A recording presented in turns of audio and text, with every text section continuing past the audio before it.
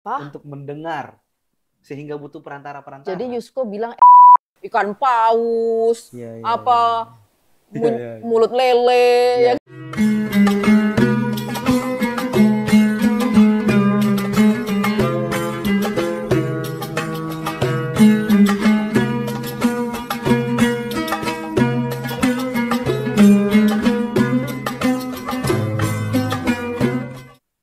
Us, Apa tau Us? nggak? Ada event menarik nih.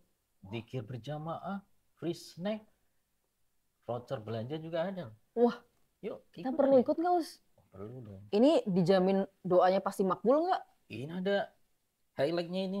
Dijamin besok langsung terkabul doanya. Langsung lah. Ayo, Buat cus. apa? Berangkat. Hehehe. Usko. Antum Usko. berdua mau kemana? Kita ada event seru nih.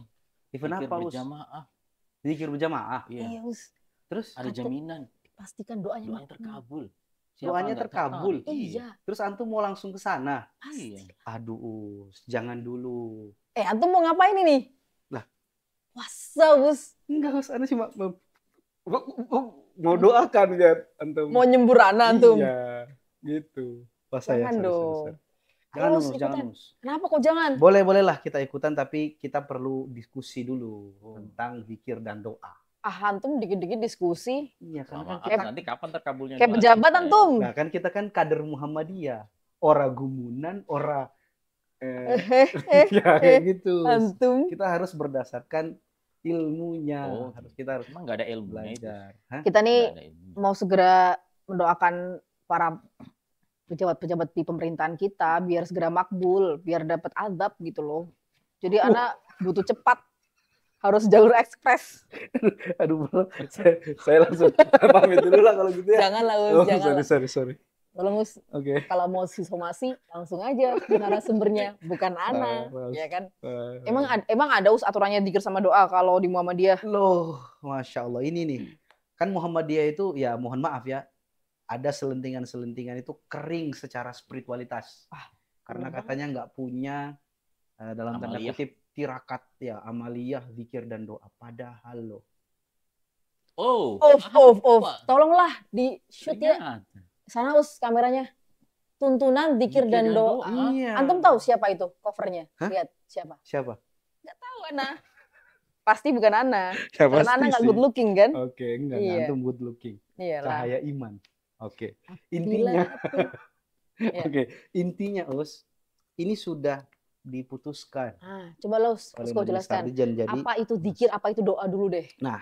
di sini disebutkan luar biasa. Ini ringkas tapi saya kira penting untuk diketahui, dan yang lebih penting lagi adalah sifatnya praktis untuk diamalkan. Ini antum buka buku bukan karena nggak hafal. Bukan karena nggak hafal. Ana ingin menunjukkan bahwa memang di sini ada penjelasan. Benar. Biar nggak asal. Nah. Bahkan bisa memberikan halaman pastinya Iya. di jalan Kanan, berapa. kiri, ujung, bawah. Ujung bawah. Udah kayak hafid Quran. Hafid Quran. Coba Us, apa itu zikir? Nah, misalnya di zikir nih. Hmm. Jadi zikir ini ya kita tahu tentu berasal dari kosakata bahasa Arab ya, yang artinya mengingat, atau bisa juga artinya menyebut. Jadi ingatan itu diimplementasikan dalam sebuah perbuatan, salah satunya adalah dengan menyebut sebagai hubungan terhadap ingatan itu. Nah, zikir secara maknanya, makna mendalamnya dalam Islam itu adalah tindakan seorang hamba di dalam menghadirkan hati untuk mengingat Allah, mengingat kebesaran Allah, kemahakuasaan Allah, yang itu kemudian diiringi dengan perbuatan-perbuatan baik. Baik itu dalam bentuk ucapan maupun tindakan. Jadi ibadah itu adalah zikrullah, teman-teman sekalian. Berarti kalau cuman mengingat Allah tapi tidak diikuti dengan amal soleh, itu tidak jadi zikir. Nah, bisa disebut zikir, tetapi sepertinya belum sempurna sebagai sebuah zikir. Hanya saja memang secara kultural pada akhirnya zikir itu dipahami, ya di sini disebutkan juga ya, lebih banyak diartikan sebagai ucapan-ucapan atau lafalan-lafalan tertentu, seperti lafal yang alhamdulillah, ya, kemudian la ilaha illallah, subhanallah, dan sebagainya.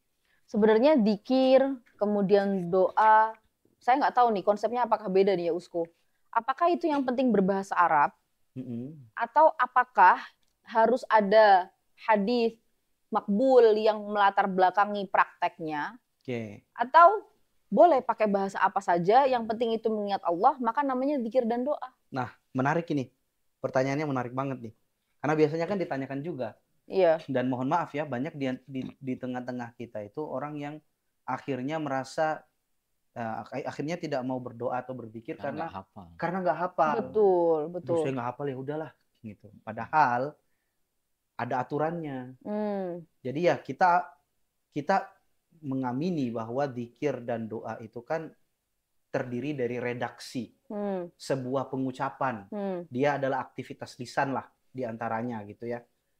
Nah, kalau redaksinya itu atau zikir dan doanya itu merupakan bagian daripada ibadah mahdhah, maka memang dia harus bil ma'thur atau bid dalil, harus berdasarkan dalil.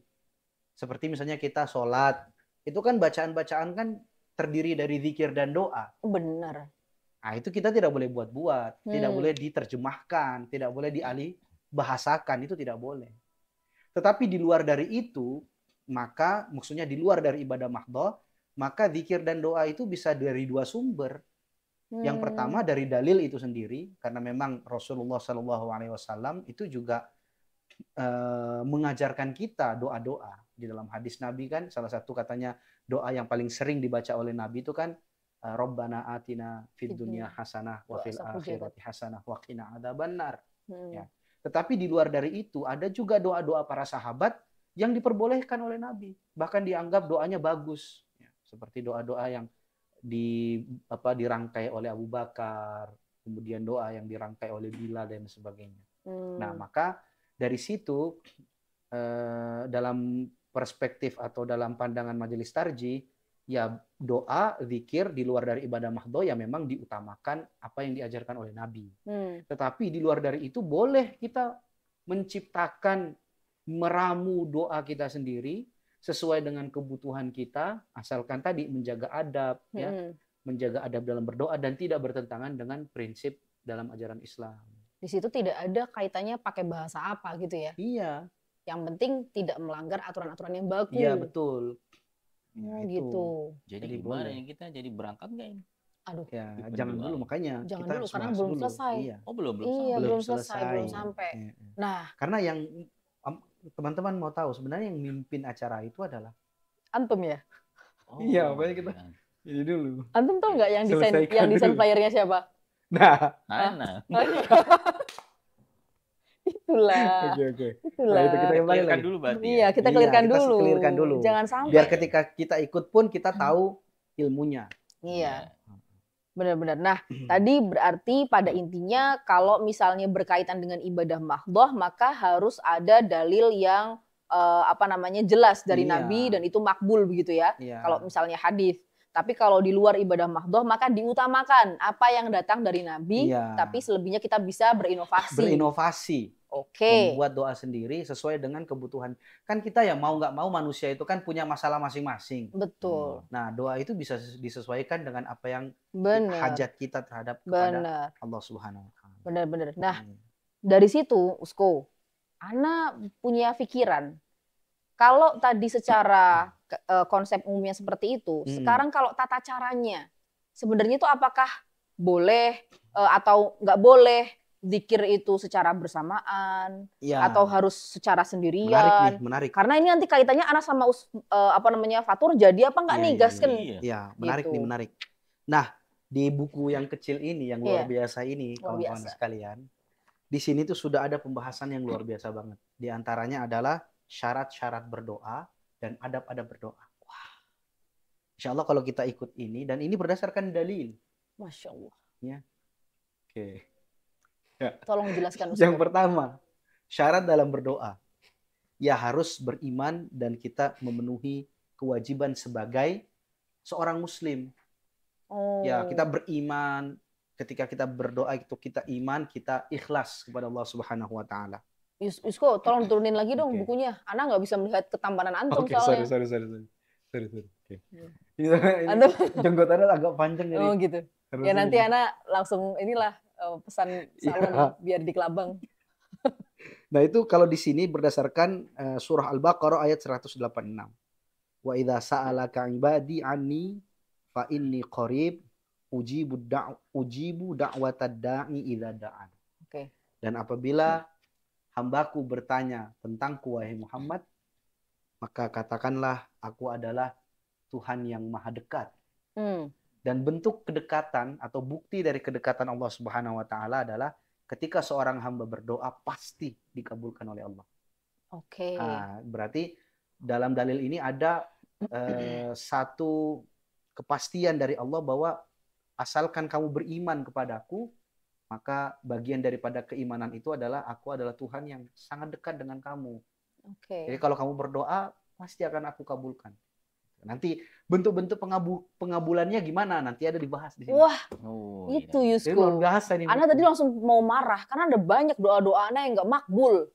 Nah ini nih, jadi perspektif gitu yang nggak makbul ini loh.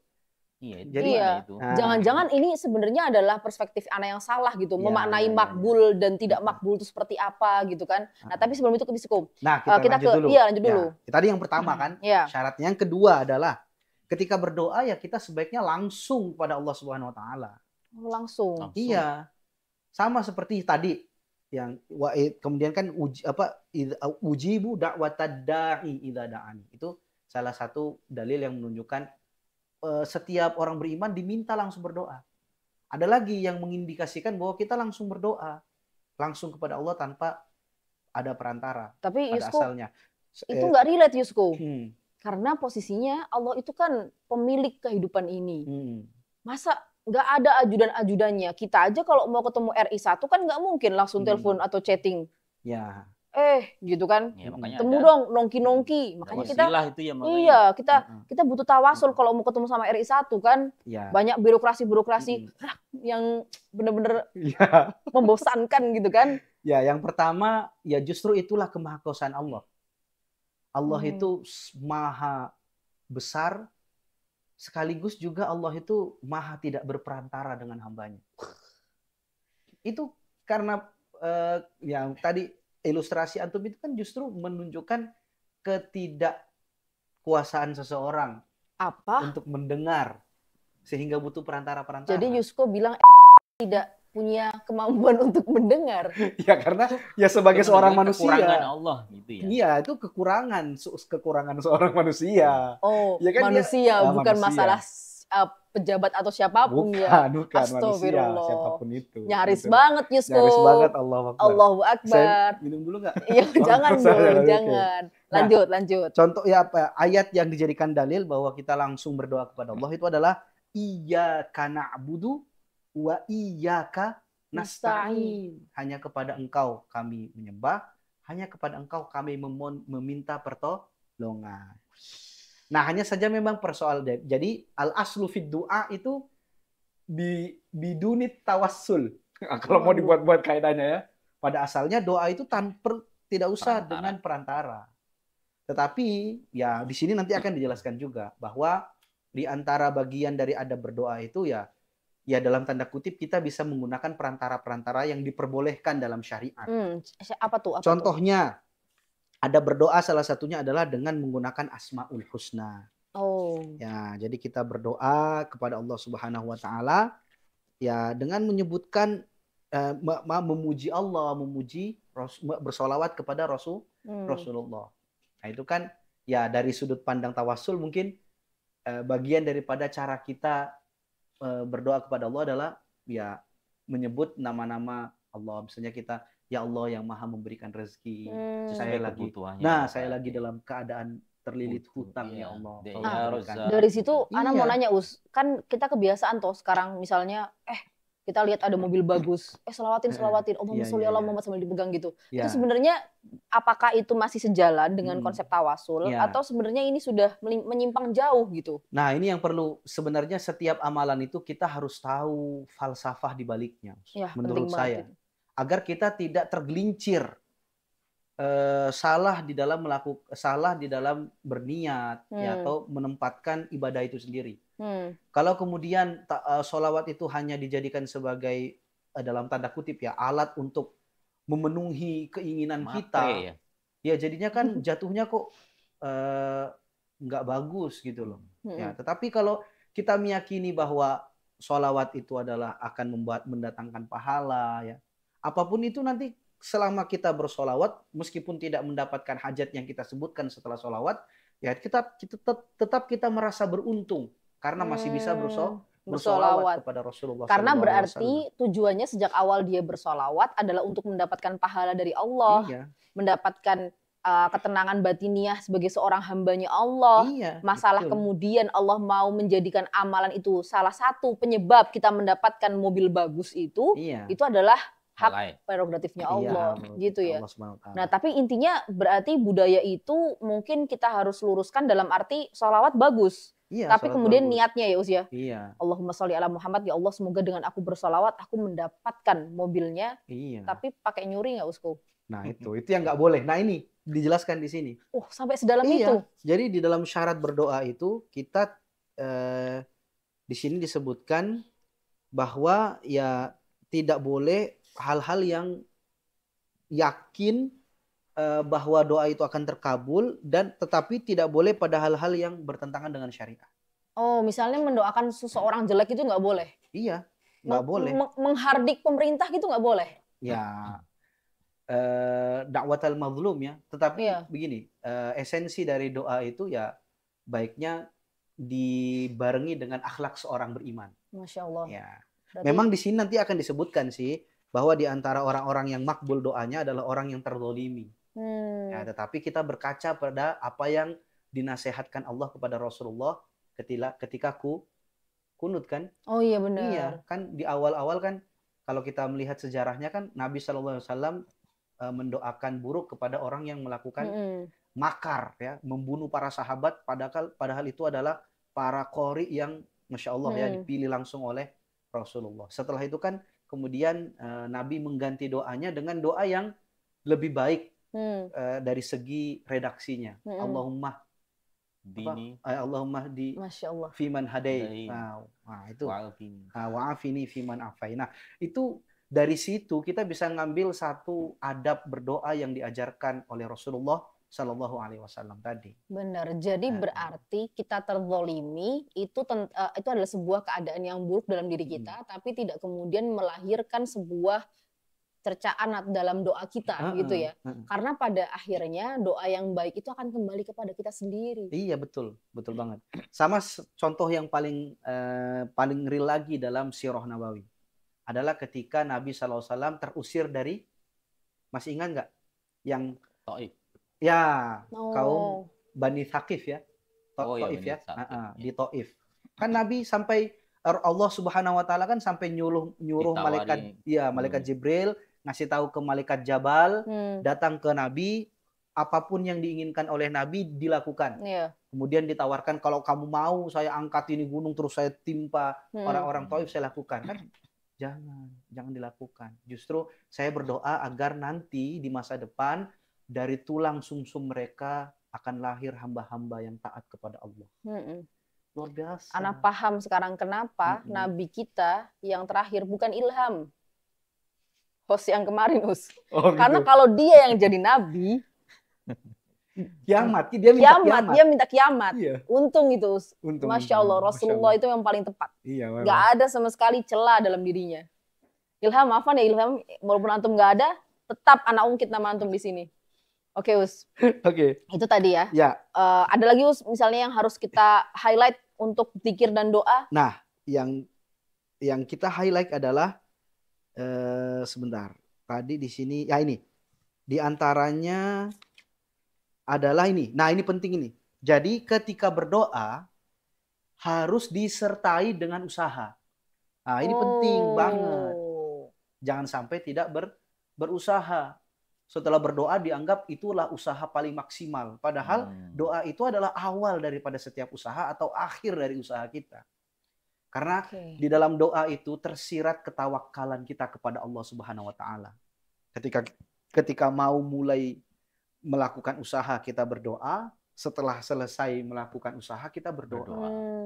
Makanya ada quote Us, Mm-mm. zikir dan doa tanpa usaha itu kosong. Heeh. Sedangkan usaha tanpa zikir dan doa itu sombong. Itu quote dari apa? Tong Iya. Chang Chong. Itu bagus banget itu. Anak inget Oke. banget. Saya Oh, kira bener banget. berisi adalah kosong, kosong adalah berisi. Oh iya, bagus Us. Nah, selanjutnya Us. Lucu nggak? Lucu Lucu banget, nggak? lucu. Ketawa dong, ketawa dong. Ya Allah, alhamdulillah. Masya ya Allah. Allah. Usko, Oke. ini lagi nih, lanjut ya Usko ya. Berarti Us. tadi intinya, Usfatur lah. bener banget, Us Fatur. Berarti Jadi intinya gimana? tadi kita mau berangkat apa enggak? Iya, jadi intinya gimana? Belum dijawab nih. Belum. Belum. Jangan dulu. Karena masih Belum. banyak yang harus kita bahas. Oh gitu, jadi intinya Belum. boleh. Ya, oke. Oh, masih Masa 10 apalagi menit. katanya Us Lutfi masih 10 menit kita bicara nih. Aduh, Selama ya. lama bener Iya, ini. Sampai makanya. anak pulang umroh juga masih bisa. Ih. Jadi lanjut terus. Jadi boleh nggak Oke. nih kita zikir berjamaah gitu, Nah, bareng-bareng? sehingga di sini ada adab di dalam berdoa. Di antaranya adalah harus secara tadarruan dengan suara yang perlahan. Nah, di Berarti sini nggak boleh kalau berjamaah sholat. nah, makanya ini. Jadi surah Al-A'raf ayat 55 Allah Subhanahu wa taala berfirman, "Ud'u rabbakum tadarruan wa khufyatan. Innahu la yuhibbul mu'tadin." Berdoalah kepada Tuhanmu dengan berendah diri dan suara yang lembut. Sesungguhnya Allah tidak menyukai orang-orang yang melampaui batas. Dalam hadis yang lain, Nabi SAW sendiri juga pernah berkata kepada para sahabat, berdoalah dengan suara yang pelan. Karena engkau tidak berdoa kepada Tuhan yang maha. ya Tuhan yang tuli. Tetapi Tuhan yang maha mendengar lagi maha hadir. Mendengarkan apa yang engkau minta. Nah, makanya dalam fatwa tarji yang berkaitan dengan berdoa berjamaah itu ada 2 amar fatwa di sana. Jadi kalau berlandaskan apa yang disunnahkan oleh Nabi ya baiknya berjamaah. Kalau berjamaahnya kemudian nanti dengan suara keras, apalagi dengan tindakan-tindakan yang berlebihan, Masya Allah. Allahumma shayyiban nafi'an. Guys, kita lagi hujan, lagi guys. bahas zikir dan doa, Iya. langsung kita praktekkan. Kita praktekkan Allahumma Allahumma shayyiban shayyiban nafi'an. Ya Allah, Ya ya Allah. Allah, ya Allah, ya Allah, janganlah doa ini membuat Semoga mati menjadi lampu. hujan Ya yang Allah. bermanfaat. Ya Allah, amin, Ya. amin. Amin. Amin. Lanjut terus. Oke. Nah, di fatwa itu dikatakan ya kembali saja kepada apa yang disunahkan oleh Nabi. Ya, jangan ya bisa kita mungkin menggunakan sikap saddud dzari'ah dan ihtiyat. Tindakan Oke. preventif dan juga kehati-hatian.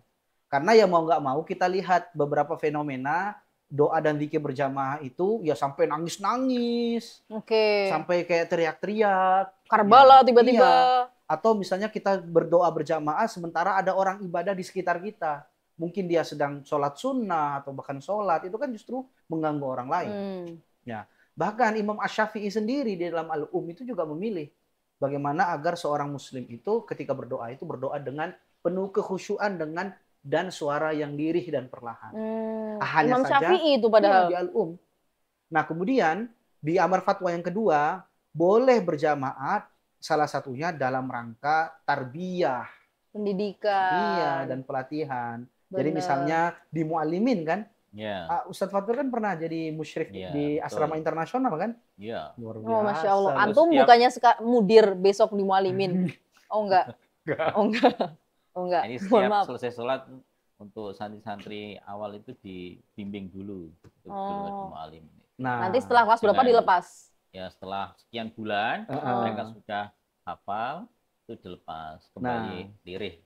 Oh Nah, gitu. iya. Jadi dalam rangka tarbiyah enggak apa-apa, Enggak biar apa-apa. kan semakin sesuatu itu semakin diulang-ulang akan cepat untuk dihafal. Jadi kalau dalam rangka tarbiyah mengajarkan kepada jamaah, ya tapi nanti goalnya adalah mengajarkan kepada mereka juga bagaimana adab berdoa yang baik di Nah, antaranya tadi. Ini Us, Oke. kemarin itu kan saya di kampus ada pengukuhan guru besar. Heeh. Nah itu kan biasanya di akhir sesi atau jangankan pengukuhan guru besar, pengajian fakultas. Biasanya nanti akan ada sesi doa bersama yang nanti kemudian ada salah satu yang ditunjuk untuk membacakan doa, kita mengamini. Ya. Nah kalau dari sisi tarbiyah, dari sisi apanya itu kan para dosen-dosen akademisi, mereka tidak perlu diajari lagi. Apakah doa yang seperti itu masih boleh dijalankan? Ya, kalau kita melihat dari sisi bagaimana doa itu menjadi satu elemen spiritual yang tidak pernah terlepas dari seremonial-seremonial atau kegiatan-kegiatan sosial kita, itu salah satu hal yang baik, Us, menurut saya. Nah, tapi nanti orang-orang yang menyelenggarakan kajian-kajian dzikir doa bersama itu juga pasti punya dalil yang sama dengan yang barusan antum sampaikan. Itu adalah elemen sosial juga. Nah, yang menjadi problemnya kan kita bukan memproblematisasi doa dan zikir berjamaahnya. Tetapi aplikasi dari zikir dan berjamaah, aplikasi zikir dan doa itu ketika berjamaah.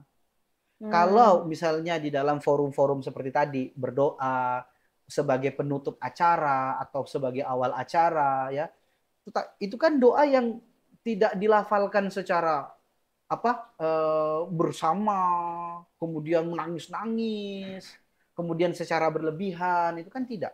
Nggak masuk dalam kategori muqtadin tadi. Iya, tidak termasuk dalam sesuatu yang berlebihan. Bahkan itu ya menunjukkan bahwa bentuk kesyukuran dan segala sesuatu itu tidak terlepas dari nilai-nilai spiritual dan ketawakalan kita kepada Allah Subhanahu wa Ta'ala. Jadi ya kalau dalam konteks itu ya sah-sah saja sih menurut Ana. Nah, Fatur, ini tadi kayaknya antum mau tanya masalah fenomena doa di sosial media hari ini, itu gimana Antum mau tanya apa sama Usku? Yang jasa doa tadi. Oh iya, jasa doa. Itu juga banyak itu, gimana itu? Orang gitu. Ketawa, lihat ekspresi Fatur ya, yang meyakinkan banget ya. Oh iya. Iya. Jasa doa. Ada praktek di masyarakat itu orang merasa kalau yakin kalau doanya lebih terkabul kalau melewat jasa tertentu gitu, dan ada bisa lewat santri penghafal Al-Qur'an, atau lewat forum-forum majelis zikir apa, itu bagaimana? Apa dibenarkan? Dan biasanya dibarengi dengan nominal yang lumayan besar. Iya. Wah. Bahkan sekarang ada yang lebih murah lagi. Jadi dia mejeng doang gitu di depan layar HP, terus minta siapa aja yang mau didoain, nanti tinggal kasih gift ikan paus, mulut lele, macam-macam. Itu gimana, boleh nggak? Ya itu bisa kita lihat dari perspektif syariah, kita juga bisa lihat dari perspektif sebenarnya keberpengaruhan kemajuan media sosial dalam praktek keberagaman kita di tengah masyarakat, menurut Ana. Yang pertama, kalau lihat dari syariat itu sendiri, ya kalau kembali kepada tadi ya, kita kan berbicara tentang tawassul ya tadi ya, perantara ya. Ya selain salah satu adab di dalam berdoa agar doa itu terkabul, kan kita tadi menyebutkan memuji Allah. Salah satunya dengan Asmaul Husna, sesuai dengan keadaan atau permintaan doa kita. Kemudian memuji Rasulullah dengan sholawat kan. Nah, diantaranya lagi adalah kita bisa berdoa diiringi dengan melakukan amalan soleh. Ya, salah satunya diantaranya adalah sebuah cerita yang berdasarkan hadis riwayat sahih ya, yang mana ada 3 orang yang terjebak, terperangkap, kemudian meminta kepada Allah. Ketika berdoa agar diselamatkan, mereka sekaligus juga menyebutkan amalan soleh yang pernah dilakukan. Nah, itu kan ada menjadi isyarah bahwa boleh kita, ya Allah, saya minta ini dan tadi saya bersedekah. Kalau sedekah itu Engkau anggap sebagai kebaikan, ya Allah, maka seperti ini. Bisa seperti itu. Nah, bisa juga sebenarnya kita meminta kepada orang yang soleh, orang beriman. Ya, misalnya ketika kita bilang kepada orang tua, Bapak, Ibu, tolong doakan saya. Tolong doakan saya. Kawan, tolong doakan saya ya, kita sudah mau pisah. Itu bisa. Selama ya tadi orangnya masih hidup. Ya, karena kan kita juga disunnahkan untuk mendoakan sesama saudara, sesama semuslim, bahkan kepada orang lain gitu kan. Nah, yang menjadi problem adalah apabila kayak ya tadi ya, doa-doa itu justru jadi komoditas. Komoditas yang mohon maaf sekali konsekuensi logisnya yang paling berat itu mungkin bisa jatuh kepada kesyirikan. Wah, iya lagi. Iya kan? Oh, bisa. Iya, kan pada masa Nabi Shallallahu Alaihi Wasallam itu kan berhala orang-orang kafir Quraisy yang membuat berhala dan berdoa kepada berhala, itu kan di situ dikatakan bahwa mereka bukan berarti tidak percaya kepada ada Tuhan yang Maha Esa. Perantara berhala. Nah, tetapi mereka percaya bahwa Tuhan-Tuhan kecil itu sebagai perantara, Ajudan. ajudan-ajudan. Jadi Yang- antum oke, Enggak. masuk. Yang kalau melalui ajudan-ajudan ini, maka doa-doanya akan lebih cepat terkabul. Nah, jangan sampai pada akhirnya mindset orang ketika berdoa, wah kalau ya karena komoditas ya kalau kamu yang berdoa ya pasti lambat, kalau sama saya Iya. ya cepat, tapi kan ibarat tiket ekspres nih, bayar dulu dong. Iya. Jadi berhala masa kini. Iya, malah nanti Wah. bisa jadi ya itu maksudnya itu kan salah satu bentuk konsekuensi negatif. Iya, yang Iya, terjadi. benar. Tetapi kalau kita menghayati dan sudah meyakini bahwa kita pada hakikatnya bisa berdoa masing-masing. Iya. Hanya saja kita kenal ada orang, misalnya kita meminta kepada orang tua, meminta kepada teman ya. Nah, itu yang Nanti jadinya kesannya kayak doa itu jadi sebuah transaksional Nah, gitu loh. Itu kan iya. jadi menghilangkan nilai spiritualitas yang dalam banget Iya, di iya, masalah betul. doa dikir. Iya, Nah, iya. kaitannya sama ini doa dan dikir ini ya. Tadi masalah doa di sosmed yang kemudian dimonetize begitu. Ya. Ini sebenarnya anak pribadi Jadi waktu Iya. itu anak lagi menghadapi masalah yang begitu kemelut kan. Ya. Nah, terus tiba-tiba mendapatkan sebuah pencerahan gitu. Ya. Terus Ada Ana update, lampu. iya, Iya, ada lampu kayak ini kan lampu makanya Ana cerah glowing nih kan. Iya. Nah, Ana akhirnya update status di WhatsApp waktu itu. Iya. Nah, intinya Ana bilang, ya Allah yang maha menolong, begitu Iya, kan. iya, iya. Itu kan sebenarnya bentuk doa Ana, bentuk zikir Ana. Tapi Iya. Ana lampiaskan di sosial media. Apakah yang sebenarnya seperti itu melanggar adab-adab berdoa, Us? Nah, kalau di sini memang ya tidak ada dibahas secara spesifik itu ya. Bagaimana apakah doa di media sosial itu boleh atau tidak seperti itu kan. Cuma kita sebenarnya bisa begini. Kalau saya memandangnya bahwa tidak harus kita dalam tanda kutip, tidak harus kita hakimi hal itu dengan menggunakan kata-kata halal, haram, Iya. makruh gitu. Jadi ya kita bisa melihat dari banyak sisi sih. Yang pertama, kalau kita bisa melihat yang pertama doa di media sosial itu bisa kita lihat dari sisi positif sebenarnya. Sisi positifnya adalah mungkin syiar, ya. Iya, Bagaimana seseorang ya mau mensyiarkan kebergantungannya kepada Allah Subhanahu wa taala dengan menulis doa di medsos seperti itu. Atau mungkin juga dari sisi psikologis, sebenarnya dia ingin orang lain tahu terhadap keadaan dirinya. Atau nyindir orang yang udah berbuat dolim sama dia. Nah, itu bisa jadi seperti itu. Oke. Nah, cuma yang menjadi persoalan adalah ya tadi kalau doa-doa yang di media sosial itu justru melahirkan fitnah itu. Kemudian memprovokasi orang untuk ya berprasangka ya, kayak berprasangka dia kenapa nih buruk. Nah, itu yang sebenarnya baiknya untuk dihindari. Ala kulli hal, tanpa berdoa di media sosial pun kalau kita betul-betul menghayati doa itu, lagi-lagi kita kembali ke doa, kita dalam adab mengangkat tangan, berdoa dengan lirih tanpa ada di media sosial, itu sudah sangat cukup sebenarnya. Iya, benar-benar. Ya. Memang itulah yang kemudian mendistraksi orientasi orang hari ini. Ya. Jadi merasa bahwa dalam kesendirian itu zikir dan doa jadi tidak bernilai lagi, tapi harus kemudian di-share ke banyak orang dan kemudian dilihat oleh banyak orang. Oke. Nah, untuk itu kan kita sudah bahas. karena sudah bahas, Iya. sekarang kita batalkan aja. Batalkan acara. Ya. Oke, kita datang ke walimahan aja mending. Benar. Di situ juga ada doa kan? Benar. Doa Apalagi ada prasmanan. Nah, ketika prasmanan kita doakan. Betul. Langsunglah. Ya, ya. Barakallahu lakum wa barakatuh. Alaikum.